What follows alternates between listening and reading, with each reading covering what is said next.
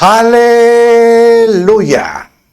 Diga, repita ahí conmigo, Dios es fiel y su misericordia es para siempre. Sean bienvenidos a una enseñanza más de tu servidor, el pastor Chito Rendón. Es para mí siempre un privilegio el acercarme, pero sobre todo el pedirle a Dios que seas prosperado en todo, así como prospera tu alma. ¿Cuál es el efecto de la expectativa de una respuesta? Pues ansiedad, estar con esperanza. Bueno, hoy lo que quiero llevarte es cómo prepararnos para recibir el milagro que esperamos. Cómo estar listos, cómo debiéramos conducirnos. Y encuentro en la Escritura un hermoso pasaje que nos habla de que alguien se preparó para su milagro. Bueno, no te apartes y acompáñame y vamos a pedirle a Dios que nos bendiga en esta reunión. Padre, toda la gloria, la honra, la adoración te pertenece. Digno eres de ser adorado, exaltado, aclamado. Santo eres tú. Padre mío, gobierna en nuestros corazones, pero sobre todo en nuestras palabras. Háblanos, te lo pido, en el nombre de Jesús tu Hijo. Amén, amén y amén. Bien, ¿cómo prepararnos para el milagro? Y usted dirá, ¿y será que hay un protocolo?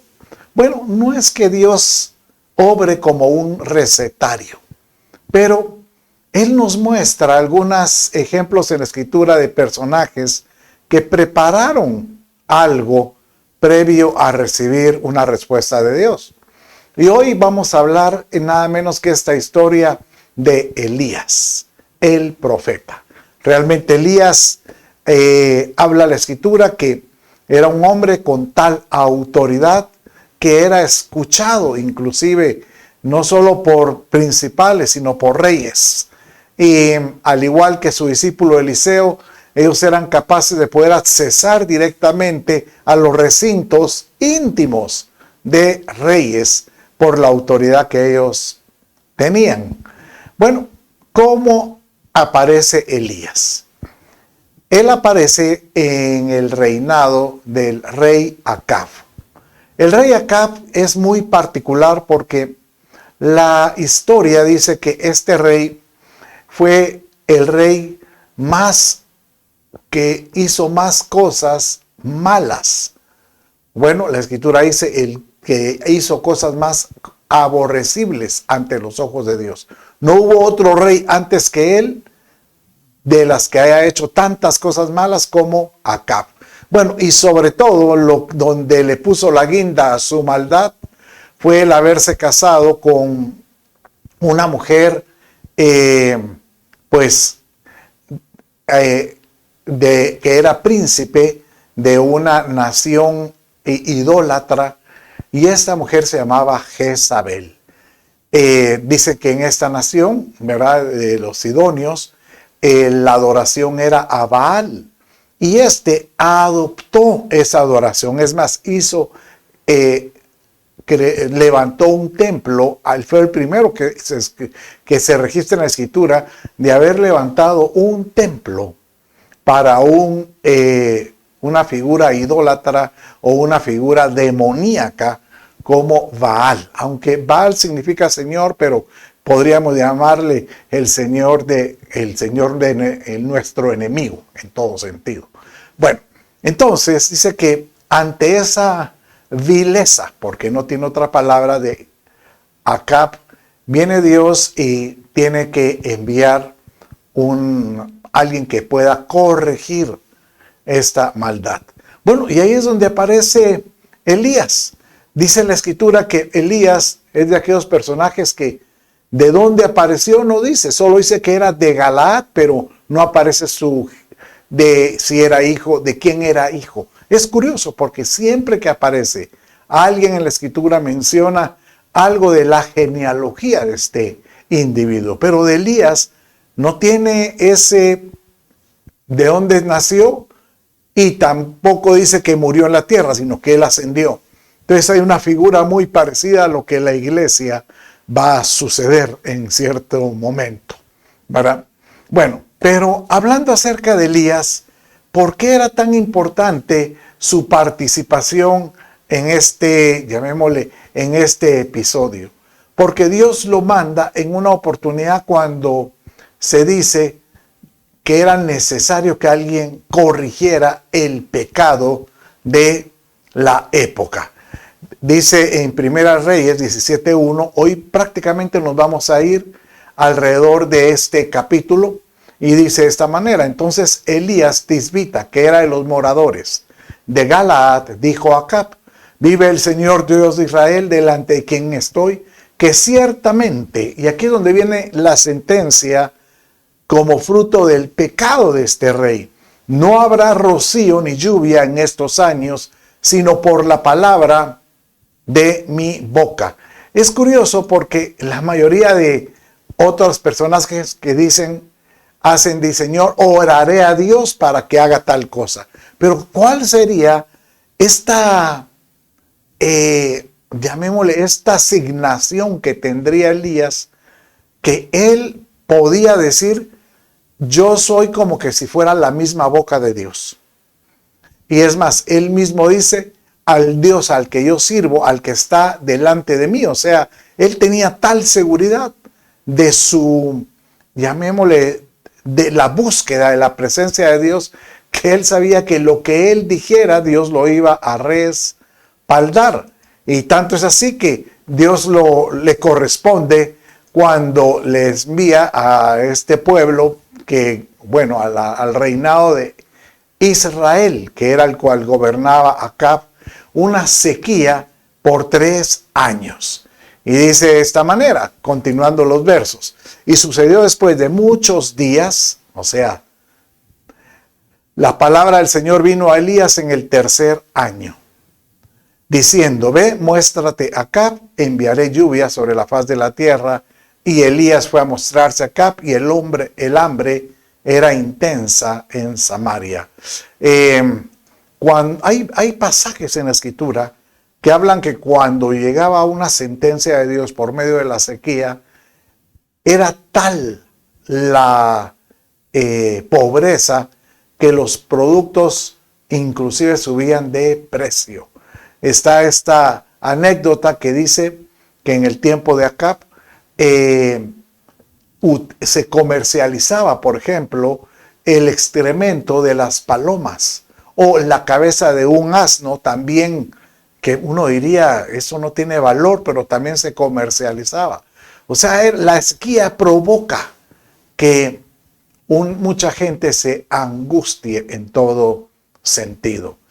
Recuerdo, y lo he predicado varias veces, que llegamos con Viti a este lugar en Coahuila, en Saltillo, México, y llegamos a Saltillo, donde por 3 años no llovía. Y cómo es que después de estar la primera noche, Dios pone en mi corazón el desafiar a la gente que oráramos por lluvia. Y aunque pareciera pues increíble de creer, pero sucedió. Llovió esa noche por muy breve. La segunda noche volví a desafiar al pueblo, pero ahora les dije: permanezcamos orando. Y al permanecer orando se desata la lluvia, y después se permanece la lluvia, pues obviamente fuerte. Y salimos a la calle y era una locura. Imagínense, 3 años de no llover, la gente estaba como locos. Y el tercer día, el domingo, se me ocurre, cualquiera diría, pero ¿quién se atreve a esto? Pero fue un sentimiento, diría, o tal vez una instrucción, el de orar, y crea que tal fue el fervor de la gente que empezó a llover granizo. Algo así imposible o increíble de creer. Bueno, eso pasó con ellos. Bueno, entonces la historia dice que después de 3 años de sequía, viene Dios y tiene misericordia y manda a Elías, ve y dile a Acab que ya es el tiempo de que acabó la sentencia. Entonces viene Elías y se le ocurre hacer algo, un prodigio, y como diríamos, empezar a preparar el milagro para que Dios sea glorificado. ¿Cómo lo hizo? Bueno, le dijo a Acab, ¿quieres que llueva? Vamos a pedirle a cada uno, a sus dioses respectivamente, para que llueva. Tú a los tuyos y yo al Dios único y Salvador, o al único verdadero Jehová, Adonai. Entonces viene, dice que Acab citó a todos estos sacerdotes que habían levantado con su esposa Jezabel, y dice que eran 400 sacerdotes que adoraban a Baal y 450 sacerdotes que adoraban a Baal y 450 que adoraban a Cera. No sé si era uno, los 50 con uno con el otro, pero pues lo que en total eran 850.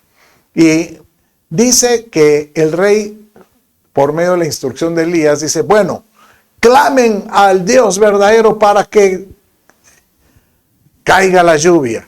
Entonces dice la historia que viene Elías y se empieza a mofar, a reír, porque dice que desde la mañana estos empezaban a danzar, a bailar, a hacer sus rituales y nada pasaba con relación a sus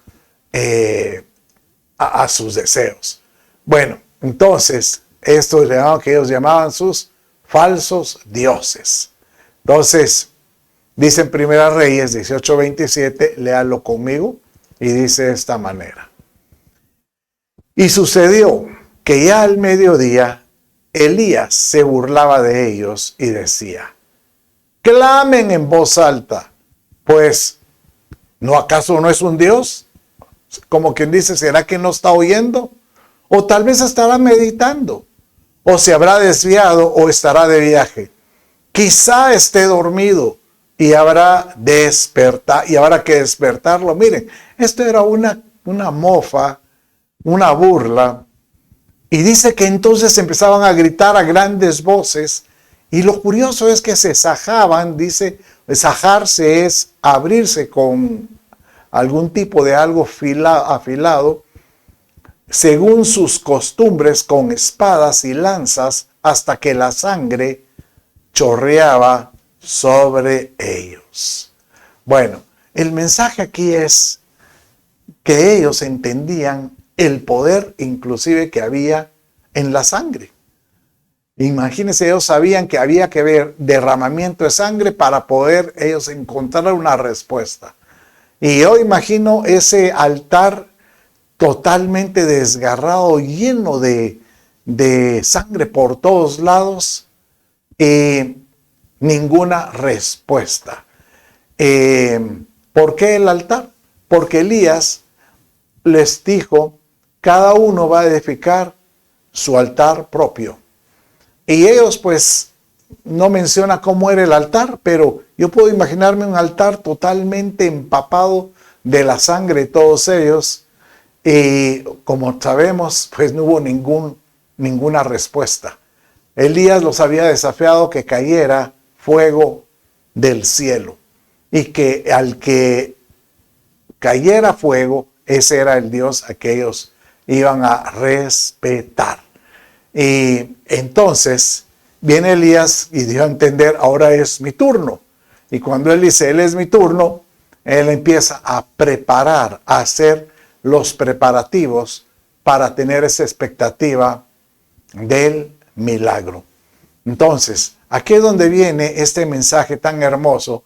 Si anteriormente no le habías puesto atención, ahora sí ponte, agarra un cuaderno, escribe, porque yo me emocioné cuando estaba haciendo este mensaje de saber cómo es que hay tantas cositas, tantos detalles en estos pasajes de los que hice, cómo prepararnos para un milagro. Y aquí Elías pues en ningún momento derramó sangre, pero sí preparó el altar de una manera. Él vino y dijo, yo voy a preparar algo que agrade al Dios Todopoderoso, ¿verdad? Bueno, entonces, vamos a ver en orden. Y aquí lo que hice fue listar las acciones, o llamémoslo así, los pasos, que acuérdense, no es una receta, pero por lo menos encontramos una figura como para entender y aprender los pasos que hizo Elías para hacer o ver lo asombroso o lo milagroso, ¿verdad? Entonces, lo primero que Elías propuso, y tanto eso se lo propuso a sus contrincantes como a él, es: si vamos a presentarle algo a Dios, tenemos que tener algo que ofrecer. Y cuando estábamos hablando de algo ofrecer, era como hacer un sacrificio. Y en este caso, bueno, el sacrificio eran 2 animales, uno de ellos y uno el de Elías. Y dice de esta manera, en 1 Reyes 18, 23 y 24, que nos den pues 2 novillos, que escojan un novillo para ellos y lo despedacen y lo coloquen sobre la leña, pero que no le pongan fuego debajo. Y yo prepararé el otro novillo y lo colocaré sobre la leña y no le pondré fuego.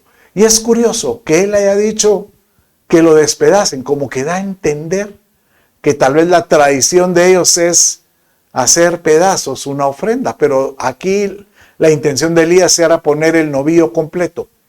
Entonces, invocad el nombre de vuestro Dios, y yo invocaré el nombre del Señor, y el Dios que responda por fuego, ese es Dios. Y todo el pueblo respondió y dijo, la idea parece buena. No hay como decir, Señor, que tengamos algo que ofrecer. Cuando uno llega, dice la Escritura, cuando te presentes a Dios, nunca te presentes con las manos vacías. Bueno, no solo es, yo entiendo la intención de que alguno dirá, está hablando solo de plata. No, no es solo plata, sino cuando tú llegas a algún lugar, pues la intención es que por agradecimiento le puedas decir, Señor, te presento. ¿Y qué le puedes presentar? Por lo menos con tus manos puedes presentarle adoración, levantar tus manos.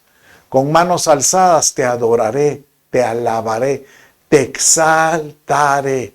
Pero también hay otras cosas que podemos presentarnos. Y tú le puedes decir, Señor, mírame, yo me presento delante de ti como una ofrenda. Y así como Jesús se presentó como una ofrenda, dice la Escritura que nosotros debiéramos de hacer. Dice aquí en Efesios 5, 1, 2. Sed pues imitadores de Dios como hijos amados y andad en amor, así como también Cristo os amó y se dio a sí mismo por nosotros, ofrenda y sacrificio a Dios como fragante aroma. En otras palabras, Señor, toma mi vida como una ofrenda.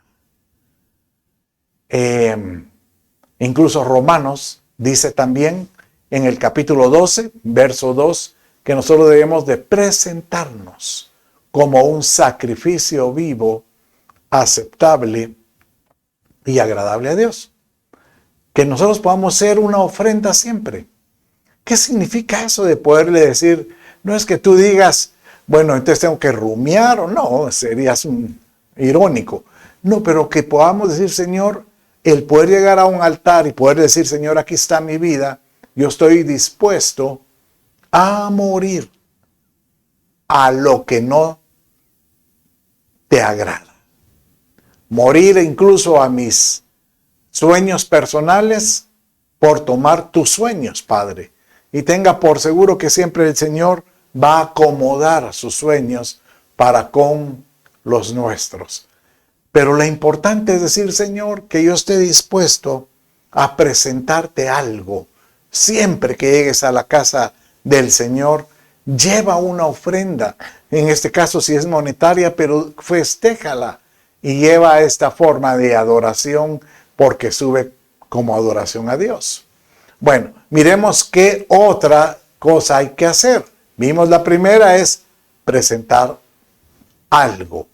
Lo segundo es estar dispuesto a arreglar el altar.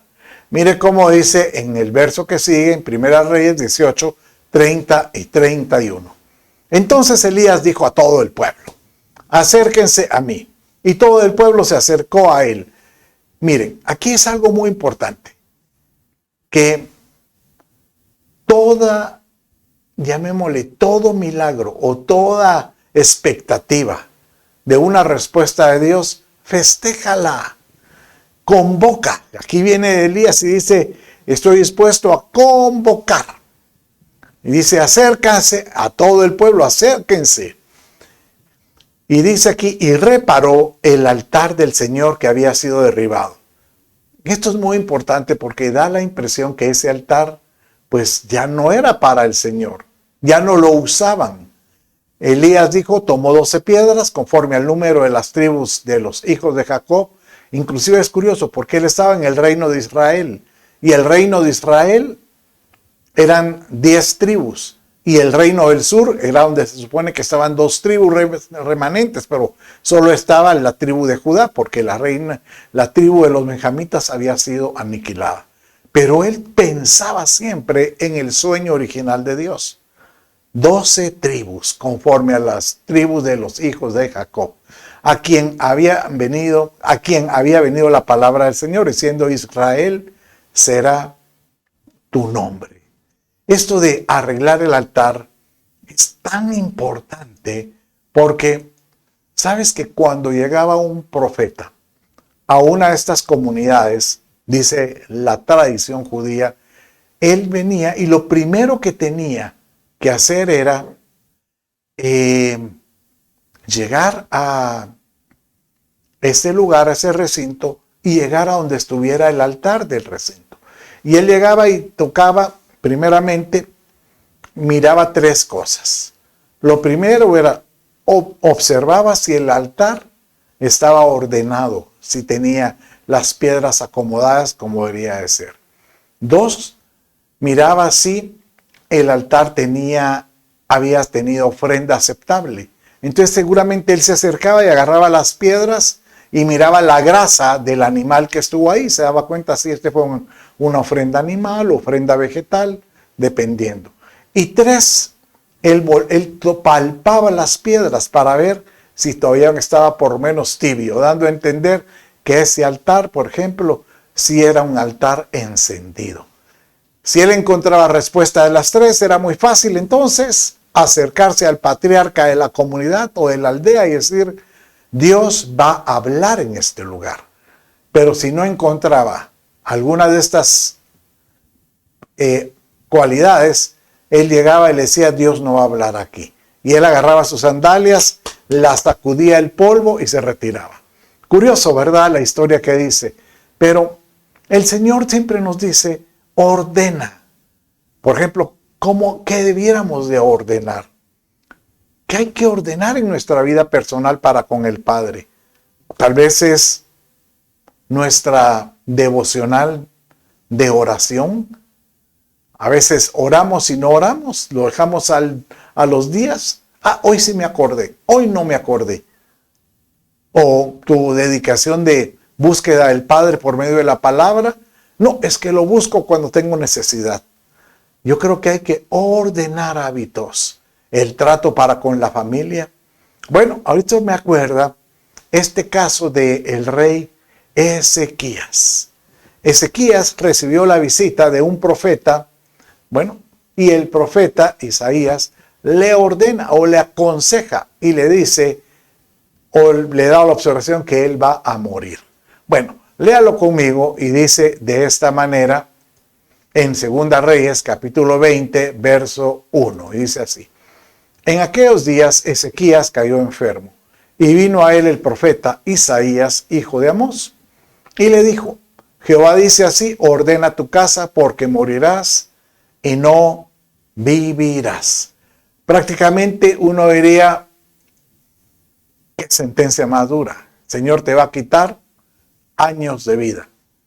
Bueno, es ironía porque yo pensaría, al que está, el que tiene comunión con Dios, si Dios te dice, mira, te voy a quitar la vida terrenal para que estés conmigo, para que subas a la vida celestial. Yo creo que ese debería ser un anhelo o una situación de decir, Señor, haz como tú quieras. Así como Pablo decía, para mí el vivir es Cristo, pero el morir es ganancia, decía él. Pero aquí Ezequías, ¿sabes qué? Él hizo un gran berrinche. Él vino y le hizo, yo no quiero morir, y se pone a llorar y a llorar y a llorar. Dame más tiempo, dame más tiempo. Y dice que Dios le extendió 15 años más.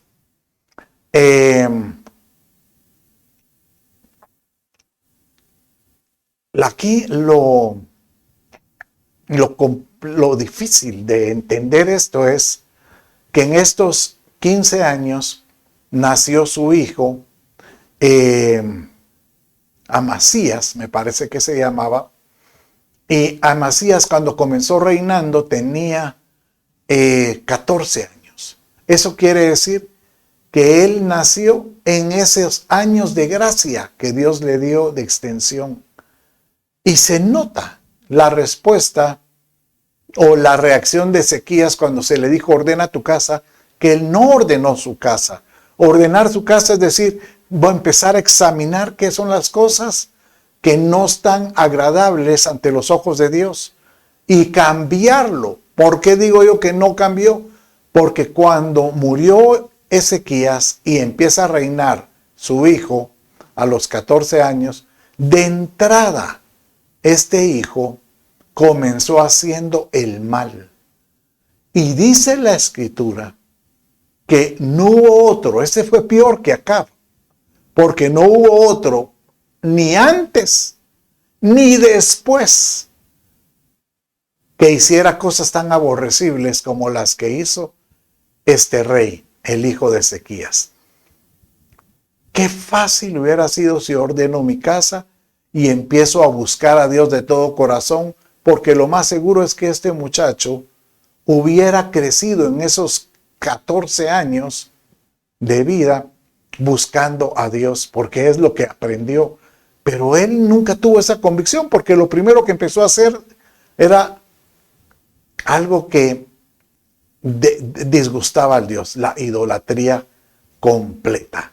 Por eso la importancia es decir, recordar, ordena. ¿Qué debemos de ordenar en casa? ¿Qué debiéramos de pensar? ¿Qué debiéramos de considerar? Bueno, entonces, ya vimos dos cosas. Uno, primero, tener algo que ofrecer. Dos, estar dispuesto a ordenar mi tiempo de devoción o lo que tenga que ordenar. Pero miremos este número 3. Este número 3 me pareció muy interesante y yo le denominé buscar retener. ¿A qué me refería aquí? Bueno, dice la escritura de esta manera. Con el altar, con las piedras ya ordenadas, dice así, de esta manera. Y con las piedras edificó un altar en el nombre del Señor e hizo una zanja. Esto es muy importante. Una zanja alrededor del altar. Suficientemente grande para contener 2 medidas de semilla. ¿Por qué le llamé retener? Porque aquí dice que la zanja tenía que ser suficientemente grande, yo imagino que hasta profunda, para poder contener semilla. Cuando hablamos de semilla, la escritura hace referencia que la semilla es la palabra de Dios. Entonces, cuando habla de una zanja que pueda retener, que pueda guardar, es retén lo que Dios te dice. Retén sus promesas. Retén lo que Él quiere que retengas. ¿Acaso no vimos que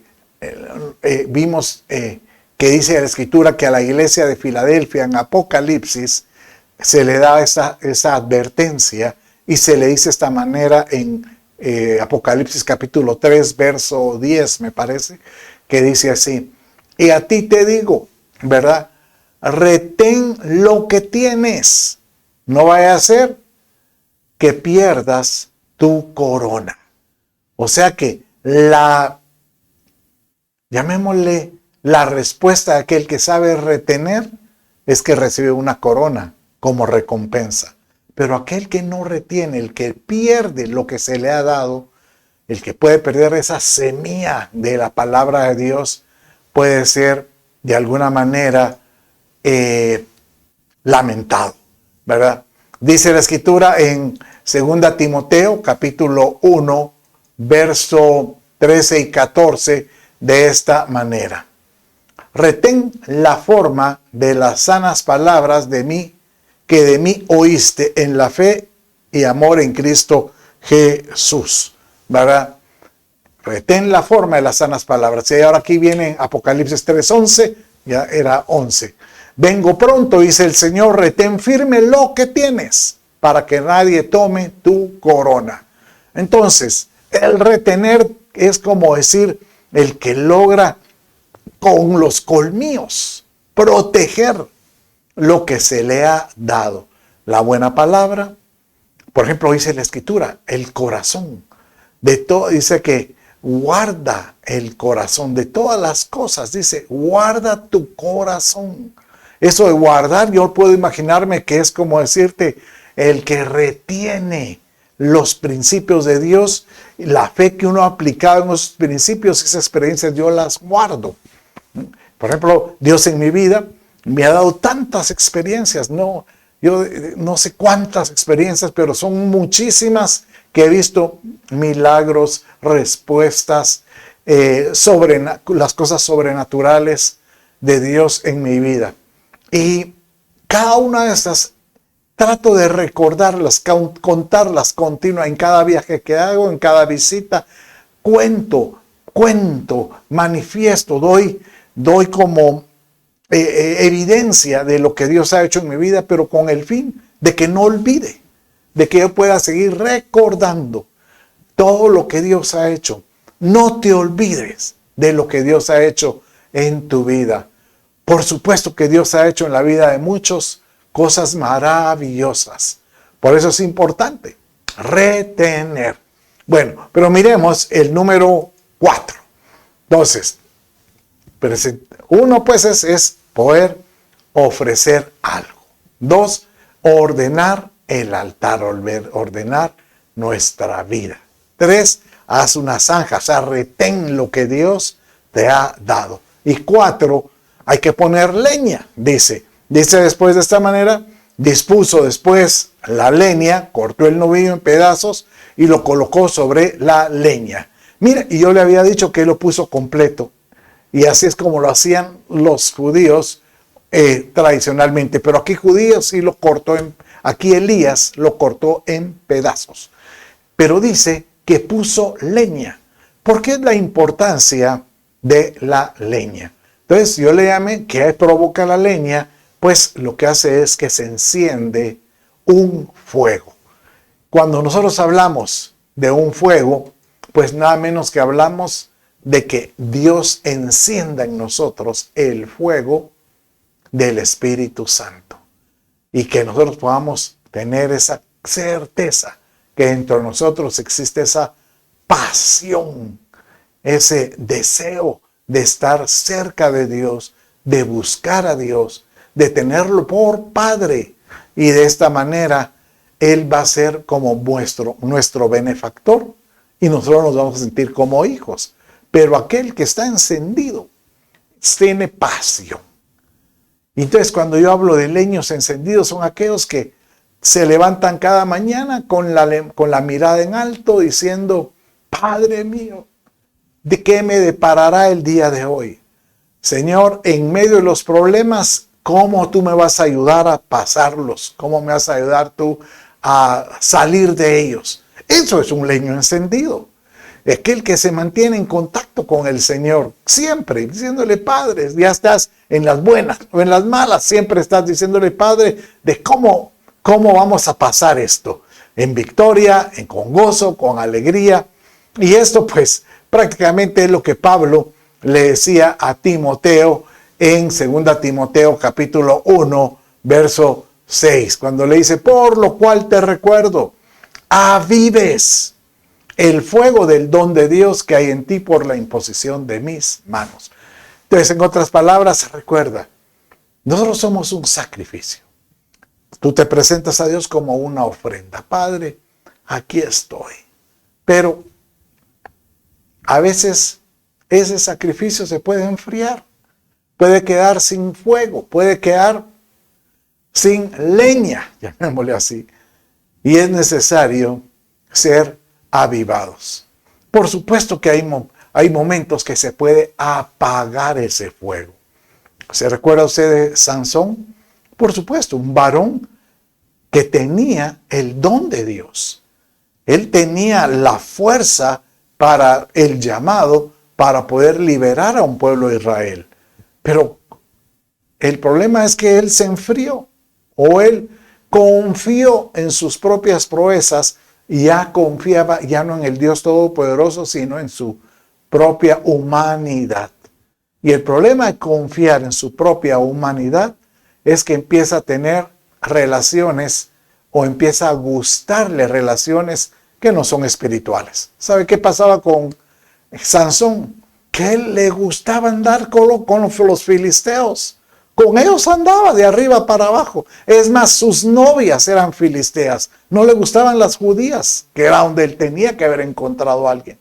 Le gustaba, por ejemplo, andar en lupanar. Y su última novia lo angustiaba tanto y cedió, y cuando él perdió la presencia de Dios, ni cuenta se dio. Él quedó como un leño apagado. Por eso es importante avivar el fuego que hay dentro de nosotros. Bien dice en la Odisea, que es la última iglesia que hay de advertencia en Apocalipsis 2 y 3, se le dice, ¿tú no te das cuenta que estás ciego, que estás desnudo? Y puede imaginarse que alguien cree estar viendo y está ciego, cree que está cubierto y está desnudo.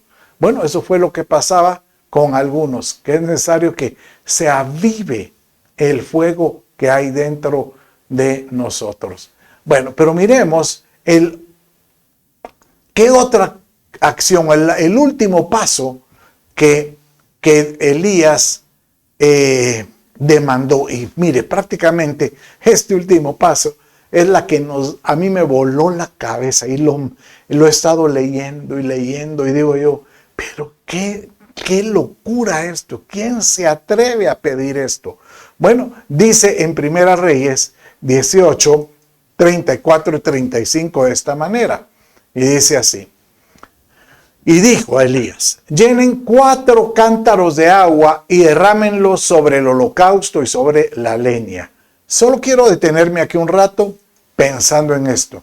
Les está pidiendo agua en ese momento, en una época de sequía, en una época donde se vendían los artículos, estaban pero con un precio altísimo. No había agua. Prácticamente un vaso de agua era prácticamente lo que muchos estaban pensando que era el único sustento o los pocos vasos de agua para sobrevivir. Y aquí él viene y dice, tráiganme 4 cántaros de entre ustedes de agua y échenlo sobre la leña. Pero lo más, llamémosle angustioso, o tal vez la locura más que él demanda es hacerlo por segunda vez. Y lo hicieron por segunda vez. Y añadió, hacerlo por tercera vez, y lo hicieron por tercera vez. El agua corría alrededor del altar y también llenó la zanja de agua. En otras palabras, si lo hizo 3 veces, eran 4 cántaros, 12 cántaros. Y si cada cántaro, por ejemplo, podría contener unos 4 galones, podríamos hablar que ahí estábamos hablando de 48 galones de agua, que son fácilmente unos 3 toneles de agua, cuando era el sustento de muchos. Y prácticamente era un altar empapado. ¿Qué es el agua entonces? ¿Cuál es la figura para nosotros los creyentes o lo que nos debiera de enseñar esta situación o esta demanda de Elías? Y es que nosotros estemos dispuestos a presentar en un altar lo que más anhelamos o lo que más deseamos. A veces tenemos aprensiones a ciertas cosas. Mi trabajo, yo si no tengo mi trabajo me muero porque es el que me da de comer. ¿Acaso el Padre no te diría, preséntamelo, entrégamelo? No, mi hijo, Señor, que no le pase nada a mis hijos. ¿Quién no ama a sus hijos? Por supuesto.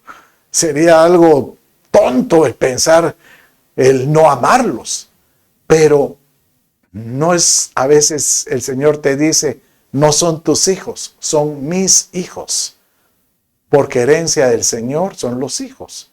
Entonces poder decir, Señor, te presento mis hijos, haz como tú quieras. ¿Qué son aquellas cosas que te tienen atado, aprendido, que tú lo sientes como una necesidad en tu vida? El Señor te dice, despójate de ellos, despójate de lo que tienes en casa y ponlo en un altar. Qué hermoso esto, porque con eso vemos que Dios te dice, en el agua hay vida.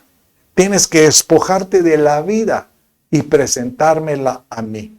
También dice que la palabra agua, el agua también habla de la palabra, dando a entender, saca de lo profundo lo que tengas de palabra y preséntamela, porque eso te va a hacer un mejor creyente. Realmente este ejemplo del agua que él demanda no es tanto como uno dice para magnificar el milagro, porque uno diría, pero si está bien empapado el altar y cae el fuego, ¿cómo va a consumir eso? No, el hecho de demandar al pueblo lo que más ellos añoran o lo que tienen ahí guardado. Me acuerdo que estuve yo en un lugar y estaba guardando una mi lata de atún era, y no había comido en todo el día, estaba ayunando. Y cuando llegamos al final de ese momento, teníamos que presentar algo como una ofrenda y uno te llevaba billetera.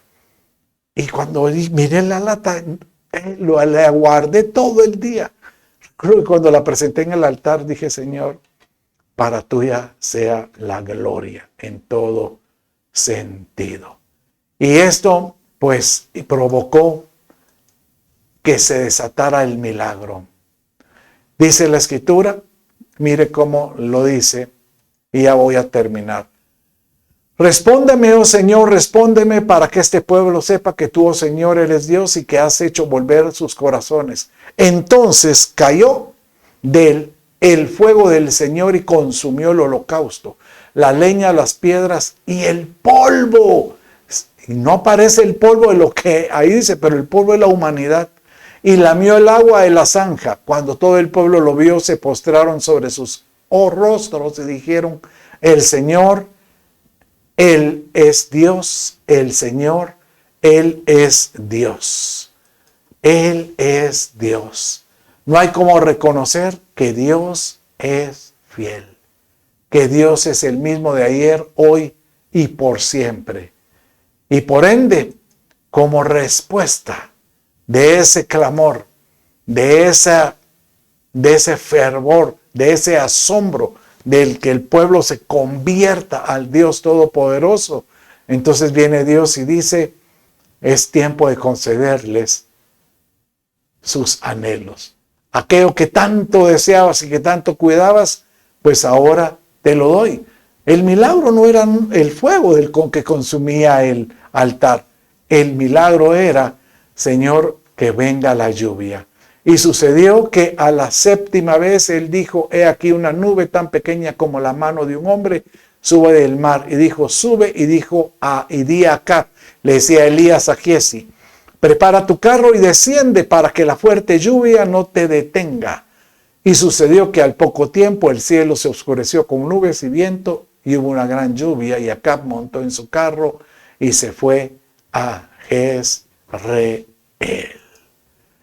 No hay como decirle, Padre, aquí me presento delante de ti, porque sé que tú eres el único que responde. Pero déjame esperar en ese milagro que estoy deseoso. Déjame presentarme mi vida como una ofrenda. Permite, Señor, que pueda ordenar las cosas que no te agradan, mis devocionales. ¿Qué es lo que no te agrada? Que estoy dispuesto a hacerlo por ti. Padre mío, permite que pueda yo retener lo que tú me has dado, retener tu palabra, retener tus promesas, no olvidarlas, y de esta manera avivar el fuego del don de Dios en mi vida. Entonces vendrá Dios y dice: si es así, ¿estás dispuesto a presentarme tus anhelos como el agua, tus sueños? Sí, Señor, yo te los presento, y verás que Dios es fiel. Y Él responderá. Padre, en el nombre de Jesús, yo bendigo a todo aquel que me estaba escuchando, bendigo su vida, y desde ya te pido, responde ante su clamor.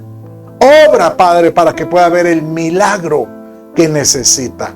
Padre, el que tenga necesidad de oración, de sanidad, obra en su vida. El que tenga necesidad de oración por un milagro financiero, obra en su vida. El que tenga problemas en relaciones en su casa, en su trabajo, con ciertas relaciones especiales, obra en ellas, te lo pido. De esta manera veremos que tú eres Dios y en ti te glorificamos. Gracias, Cristo Jesús. Dios te bendice, y ante Él estamos declarándolo. Él es el que gobierna nuestra vida. Amén y amén.